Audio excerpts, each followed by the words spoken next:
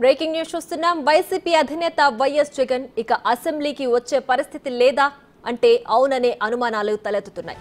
Assembly సమావేశాలపై తాజాగా జగన్ చేసిన వ్యాఖ్యలు ఇందుకు బలాన్నిస్తున్నాయి.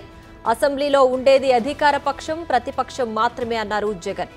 ఏపీ అసెంబ్లీలో ప్రతిపక్ష నాయకుడిని గుర్తించరట అంటూ ఎద్దేవా చేశారు.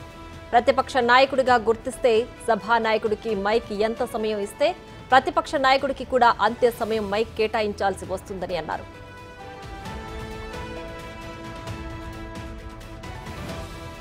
సభలో మాకు మైక్ అవకాశం ఇస్తే ప్రజల పక్షాన నిలదీస్తామనే ఇవ్వడం లేదంటూ చెప్పుకొచ్చారు.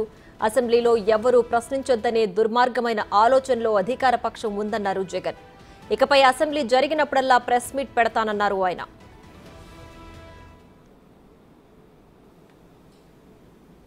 ప్రతిపక్ష పార్టీ అనేది ఉండేటే రెండు పక్షాలు, ఒకటి అధికార పక్షం, ఒకటి ప్రతిపక్షం.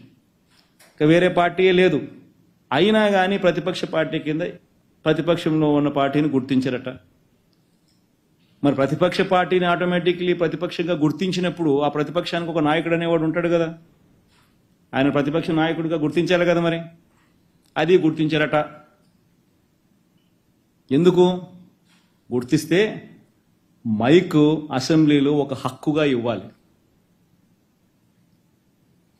లీడర్ ఆఫ్ ది హౌస్ మాట్లాడిన తర్వాత అంతే సమయం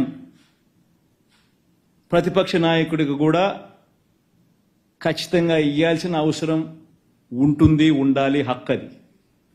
ప్రతిపక్ష నాయకుడు చేయెత్తితే ఖచ్చితంగా మైక్ ఇవ్వాలి. ప్రతిపక్ష నాయకుడికి అంతే టైం కేటాయించాలి. ఇవన్నీ చేస్తే ఈ మాదిరిగా ఆయన చేసిన పనులకు, ఆయన చేసిన పద్ధతులకు ఆయనను ప్రశ్నిస్తూ ప్రజల తరపున గొంతు విప్పి ఇవన్నీ కూడా మాట్లాడే పరిస్థితి రావాలి. ఇవన్నీ ఎవరు మాట్లాడకూడదు, ఇవన్నీ ఎవరు అడగకూడదు, ఎవరు రోడ్డు మీదకి రాకూడదు, ఎవరు అసెంబ్లీలో క్వశ్చన్ చేయకూడదు, మేము ఏం చేసినా కానీ ఎవరు మాట్లాడకూడదు అని దుర్మార్గమైన ఆలోచనతో చంద్రబాబు నాయుడు ఇవన్నీ చేస్తూ ఉన్నాడు. కాబట్టి ఇక అసెంబ్లీలో గొంతు విప్పినా విప్పలేకపోయినా అసెంబ్లీలో జరిగేటప్పుడు మాత్రం ఇదే మాదిరిగా ప్రజల తరపున మీడియాను ఉపయోగించుకుంటూ, మీడియాలో కూడా బహుశా ఈనాడు, ఆంధ్రజ్యోతి, టీవీ5 లాంటి దుర్మార్గులు, చంద్రబాబు నాయుడు లాంటి కొవ్వొట్సు, చంద్రబాబు నాయుడు గారిని మోసే వ్యక్తులు అనుకూలంగా ఎలాగూ రాయరు, ఉండరు. కాబట్టి న్యూట్రల్గా ఉండే మిగతా పత్రికా యాజమాన్యాలు, మిగతా పత్రికలు, నిజాన్ని నిజంగా చెప్పగలిగిన పత్రికా యాజమాన్యాలను, ఇటువంటి వాళ్ళందరినీ కూడా కలుపుకుంటూ వీళ్ళ ద్వారా ప్రజల గొంతును వినిపించే కార్యక్రమం సుదీర్ఘంగా కూడా చేసే కార్యక్రమం జరుగుతుంది.